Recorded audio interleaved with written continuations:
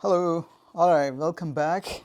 Welcome back to another episode of exposing this fake scientist, all-knowing guy, Sadhguru guy, um, the self-proclaimed all-knowing mystic guru guy. In this video, he's gonna talk about astronomy, uh,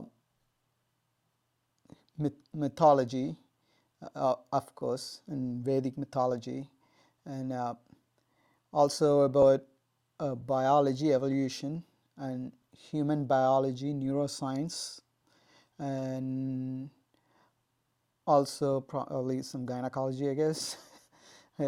So he gonna claim all knowing everything, and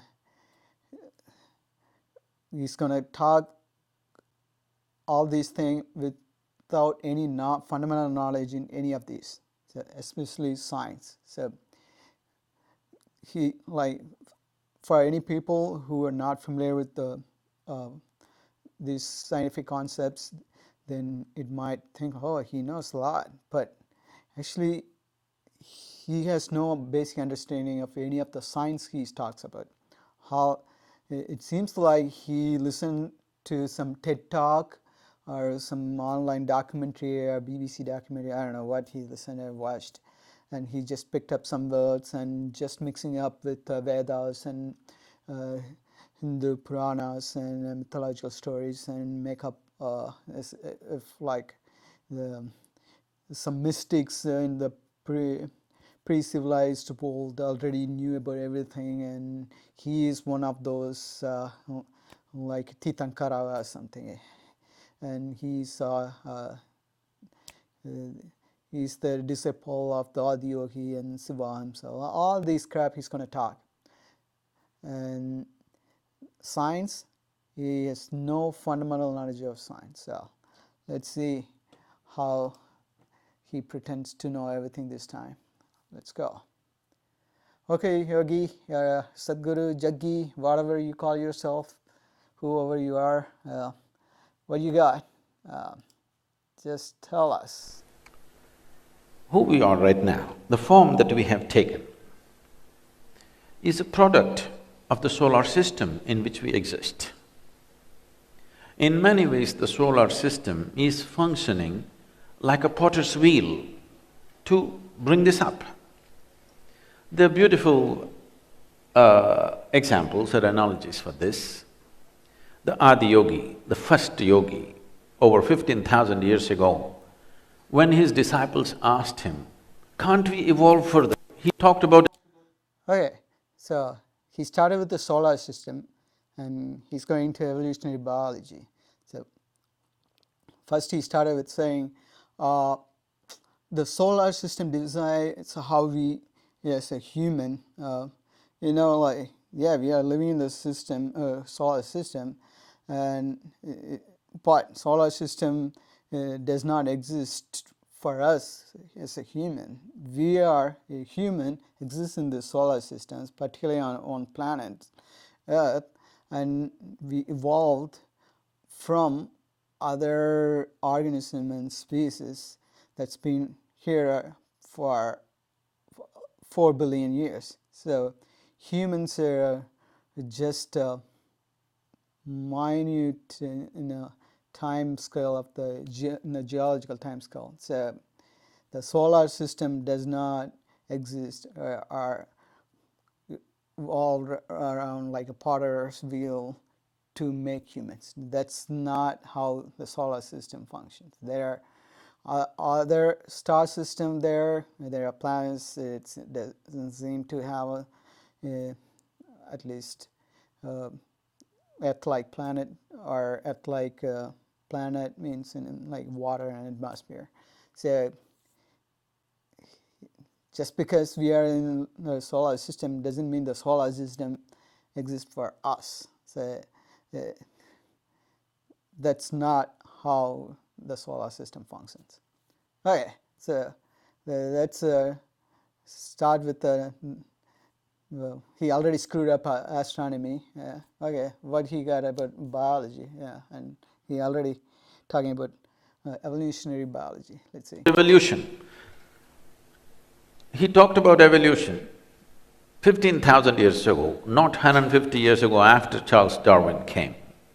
He said first the life upon this planet happened as fish, then it became a turtle, then it became a wild boar, then it became half man, half animal, then it became a dwarfed man, then a full-fledged man but volatile in his emotions, then a peaceful man, a loving man, a meditative man. The next one is supposed to be a mystical one.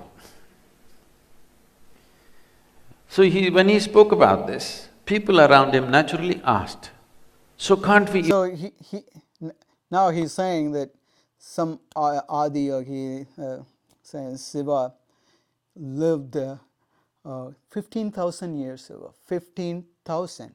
So just look at the time scale. So this was before the Indo-European migration into Asia, in South Asia, especially the Aryan migration that happened around 3,500 years ago. So that's the earliest time we know of that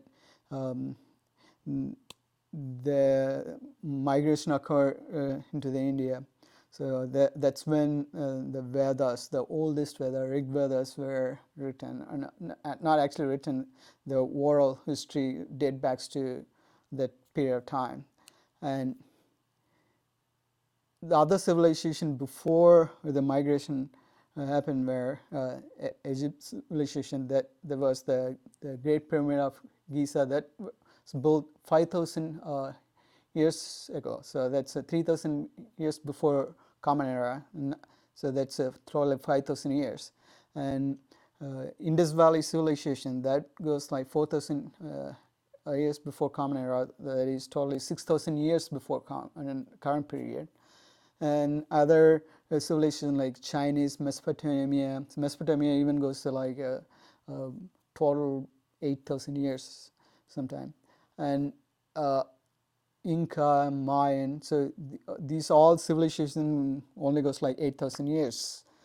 But before emergence of any of the civilization, even before the Aryan migration into South India, into the Indian subcontinent, and even before the oldest Veda, so the Hindu tradition is everything comes out of that old Vedas, especially Rig Veda. So even before any of these exist, he claims that Adi Yogi Shiva lived in subcontinent of India. So, and he especially said he came up with the number 15,000 years. So I'm like, how do you know? Where did you get this 15,000 year for numbers? Was it written anywhere? Like, how did you get that particular 15,000 years number? Then he says, Darwin, he published theory of evolution 150 years ago, just 150 years ago. So that's around 1860. Now I see how he came up with that 15,000 years. So multiply 100 into 150. That's how he came up with the number. So Darwin published theory of evolution 150 years ago. So he just multiplied 100 times that 150, so 15,000 years. See, voila! What a fake guy he is. He thinks everyone is stupid. What a stupid idiot. Evolve further right now. So he said, unless there are drastic changes in the solar system and the way it functions, you cannot physically evolve further, but you can evolve in your consciousness if you're willing. Right. Human evolution has nothing to do with how the solar system functions. Yeah, right? It's all on the Earth. It's not the gravitational attraction of Mars or Jupiter. That's overall as an Earth. Maybe the planetary motion could have determined whether the life exists or not. The other planet could come and collide with Earth now, and every life could have extinguished. But that has nothing. That's totally different than whether we as a human now can evolve into something else. So that's not. So the human evolution did not depend on planetary motion or at all. So that's totally fake argument. I don't know where he came up with that. It's uncanny that in recent times, somebody was introducing themselves to me as a neuroscientist here. I don't know what it is. Okay. Neurologically, a lot of research has gone into this in the last 6 to 8 years, and the same question has come up. Can't we have a bigger brain than what you have right now? How many times you thought the men around you, couldn't they have a little bigger brain? To anybody around you, this question comes up. And when this question was posed, and a lot of research was done in this direction, what the neuroscientists came up with is, see, if you want to have a bigger brain or brain capacity, there are two ways. One thing is pack more neurons inside, which means you may have a higher level of intelligence but a lower level of clarity. A whole lot of children are born like this. So again, so this is the 100 years out of date concept that the thought that because human species has a bigger brain than the related primates like chimpanzee, gorilla, compared to the body size, then there was thought to be a reason that human has a higher intelligence and cognizance and consciousness, all this stuff. But those are outdated. So the sheer size of the brain does not determine in the intelligence. So if that's the case, whales should be the intelligent creature. So whales has 6 times the size of human brain. So, but what about number of neurons? So that's also totally wrong. That pilot whales, there's like 6 to 12 times total number of neurons than humans. So there's another concept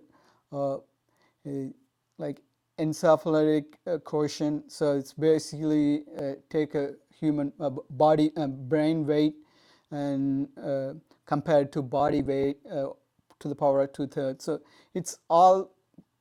it's just a scientific concept that scientists over 100 years try to understand, like how to compare the brain and neuron and size, physical size, to other species and intelligence. So it's not actually a proven science.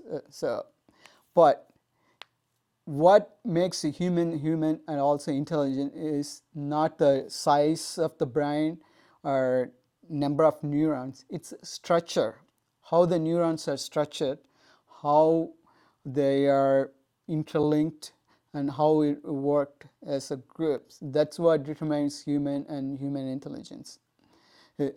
This is like, say, number of circuits. So if you have more circuits, will that be like logical and intelligent? There are a lot of more electrical circuits that are those electrical circuits like more logical function. What about electronics? So you can pack more transistors. So does that more transistors automatically means intelligence? More transistor means more computing power. But what makes the intelligence is how those computing power are programmed, so interlinked, and how the function, that's what, so the sheer number are not going to do anything. So how it's programmed and how it's interconnected, so that's what intelligence is. He's just making it up. Oh, brain, big neuron. If you think about the longer the neuron, there's a sciatic nerve on your leg. So if you are a runner, you know that sometimes you get pain. So that's a sciatic nerve is like 3 to 4 feet long. So that doesn't that's not part of the central nervous system. That doesn't do any like cognitive skill. So just the sheer length doesn't do anything. So neuron, just number or length, size does not determine consciousness or intelligence. More brain cells than they should have. Initial phase of their life, they are very disturbed and agitated or hyperactive. Today they all get named as sick by the doctors. They give them some names. If you just leave them in nature, let them play, do a lot of physical activity, the body will adjust itself. But before that, they're already given a title as to what they are, ADH or this one or that one, and they're medicated for this, which is a completely different approach, unfortunate approach, that every child is labeled before he finds his feet. Or another way of increasing the brain capacity is to increase the size of the neuron. If you increase the size of the neuron, right… So, yeah, he's talking about size. Anyway, so I don't know where he randomly came up with the children ADHD, that, I don't know where that comes, it's just randomly included. But so the psychiatry is different. Giving drug and to pacifies to kids, that's a totally, maybe I would say, abusing of science and also neurochemistry, but that's a different story. But there's a reason neuroscience and psychologists study children and the different form of brain function. That's important. So, for example, ADHD is a hyperactive syndrome, right?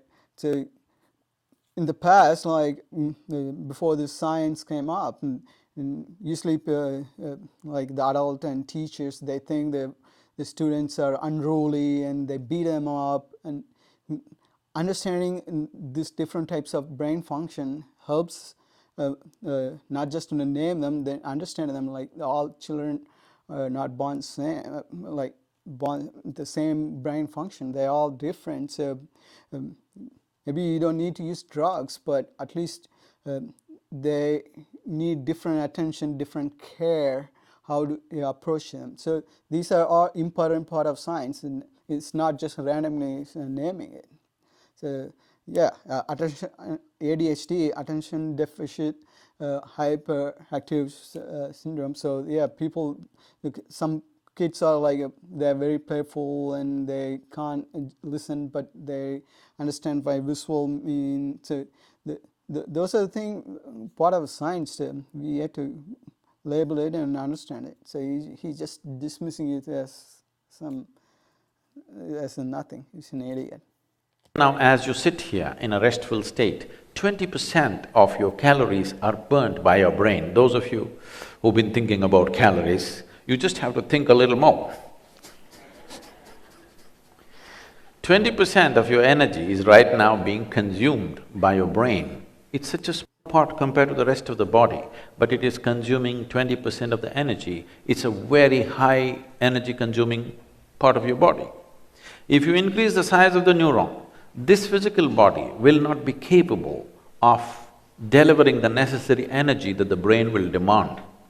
So they said you cannot increase the brain capacity, but you can use it better. It's uncanny, after 15,000 years we say the same thing, and this is not because of neurological principles, this is because of physical laws in the universe. Physical law…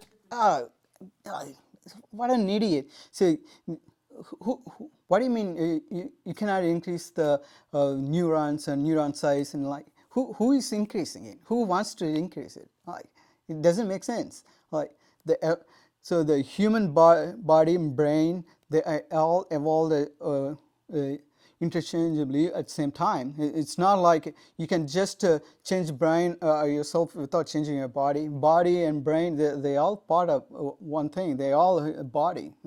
So, like, you increase the brain size without that's not possible. Like, no, we don't, as a human, we don't determine whether we can increase the brain size or not. No, it's, when there's a mutation occurs, then evolution and nature will take care. You don't just put more neurons and it'll make you super intelligent. That's not how intelligence even works. So otherwise worlds or even elephants would be intelligent. So first, he doesn't understand the neuroscience and the intelligence, how the intelligence arises from the brain structure. And now he talks about he links that to somehow to solar system. Are determined on this planet because of the structure of the solar system, or what they're saying once again is, unless something about the solar system changes, you cannot change the structure of your brain or structure of your body. So in that… No, the solar system, like, it changed, but in the last 4 billion years, that's a very long time. But in the last 500 million years, that's what in a multicellular organism living on this planet. So it's a very small time compared to the 4.5 billion years. But still, that's not the reason species evolved. It's within the Earth atmosphere and Earth biosphere. That's what the natural selection determines, not some planetary movements and gravity between Saturn, Sun. No, that has nothing to do with the evolution here, unless the Saturn swung big asteroid into the Earth. So size could change. So there's already other animals like whales, elephants. They're bigger than human. Why not? What about dinosaurs? They were bigger, even bigger than elephants, and probably even bigger than, some of them bigger than whales. So did solar system determine what kind of determine you can go big, then decided, no, I'm a solar system, I'm deciding now the dinosaur got to go. What an idiot, he's just randomly throwing shit, there's no relation whatsoever. sense, the solar system has a serious role to play. At what speed it is spinning, how it is doing things, has a serious role to play in the way your body has shaped up, in the way your intelligence has shaped up, in the way the human being has evolved over a period of time. Considering this, there are three… No, solar system, how it seriously spins or how it seriously functions, it has nothing to do with how you think or human society or civilization arises. No, it has nothing to do with any of those. What an idiot. Three very important factors. There are 9 important factors, we will not go into that. The 3 most important factors are the planet, the sun and the moon. So why not 9? Oh, because it used to be 9 planets? Is that what it is? Oh, no. Probably it's based on the Hindu Purana, that Navagraha. It was not even 9 planets. That's lunar eclipse, solar eclipse, half moon, full moon. Now we don't talk about that, but we can only talk about 3. That's a planet, maybe Earth, moon, and sun. Like, what an idiot. It is only because our mothers' bodies were in sync with the cycles of the moon, we're even born, otherwise we wouldn't be born.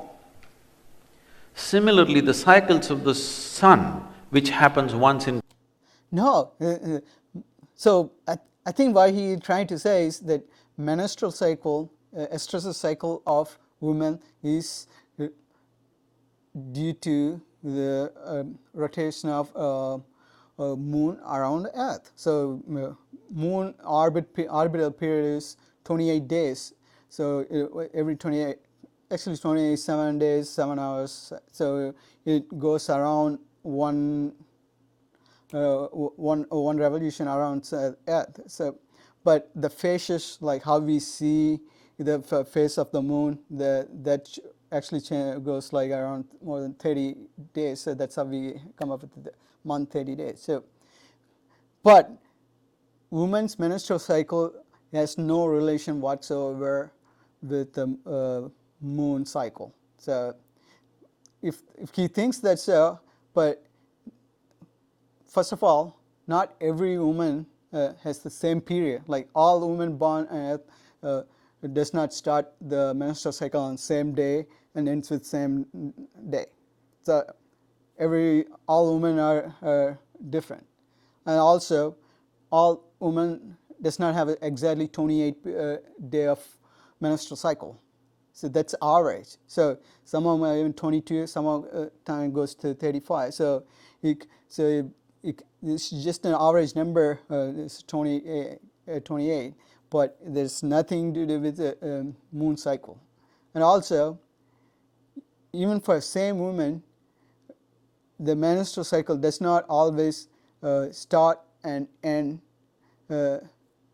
each year, and also it's not going to be the same length of day. So it all depends on the individual woman and her hormone system, how her body works. It has nothing to do with where the moon is on the plane of the plane around Earth. So he just totally made that up, because people, it's not this guy. There are a lot of people, even since ancient time, people believe it, because women's menstrual cycle is close to a month, so they thought moon has something to do with it, but that's not. But now he tried to say all the mumbo jumbo science were like moon cycle. No. 12 and a quarter years have similar impact on us, but that is not noticed by most people because it's 12 and a quarter year span. So the cycles of the sun and the cycles of the moon have a series. What is the 12.5 years cycle of sun? What is 12.5 years? The sun, what is 12.5 years? What is the cycle? Like, wait, sun revolves around Earth for 12.5? Like, where did the 12.5 years come from? The Earth takes 12.5 years to revolve around sun? Then what's in a year? What he's talking? Like, that's right. And it's a tradition, like every 12.5 years there's some puja or something has to perform. So he just made it up as a solar cycle. And somehow that's affecting human body, especially what, men? What an idiot. Impact. The cycles of the moon have a larger impact on the feminine of the nature. I'm not talking about male and female, I'm talking about masculine and feminine as two different qualities in nature. When I talk about this as masculine and feminine, not as male and female is just a byproduct of the masculine and the feminine nature which exists in nature. Wait, what's a masculine and feminine to begin with? In nature, what is it? What is it? It's a binary sexual? Is that what you're trying to say? So he's just playing with the words.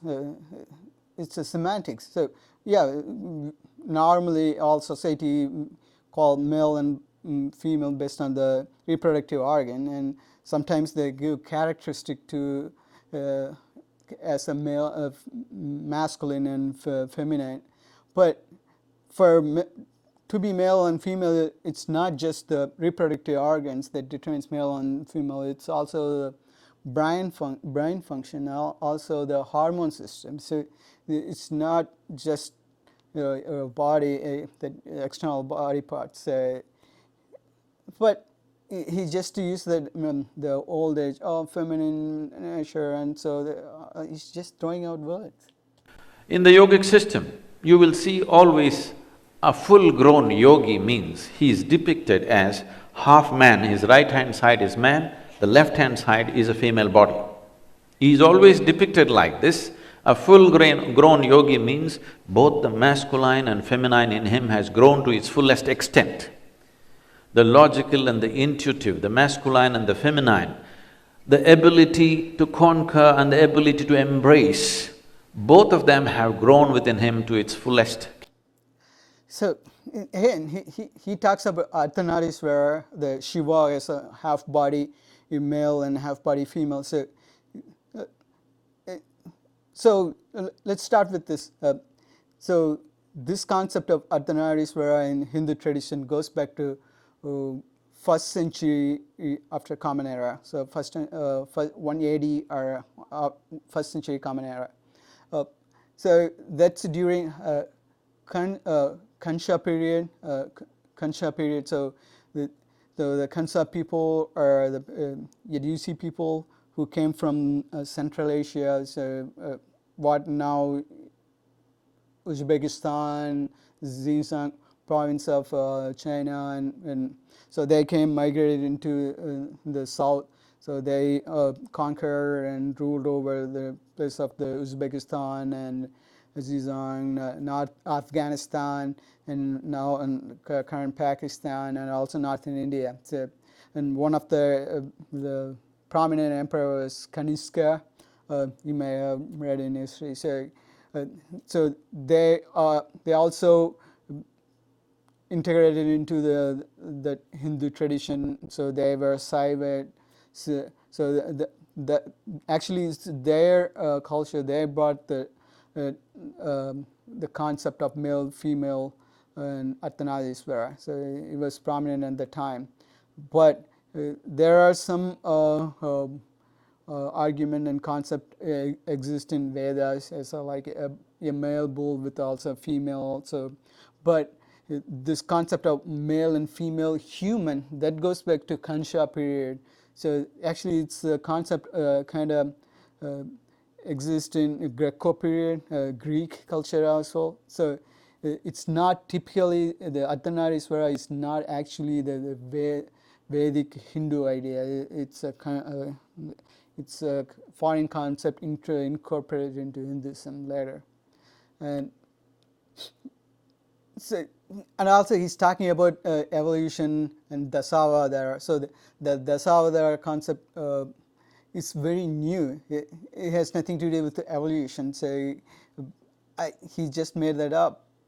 Dasavadara goes back to maybe Garuda Purana, I think Agni Purana, Bhagavata Purana. So those are the time where actually the Saivites came up with this avatara concept of Vishnu coming as avatar. So, but those where goes to 7th century to 11th century.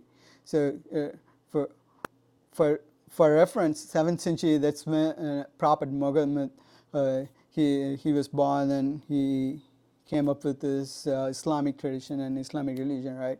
So that's the time this whole concept of avatar came in Indian Hindu tradition. So it's a way later, but it's not. There are like different Puranas as a different theory, but the 10 were later origin.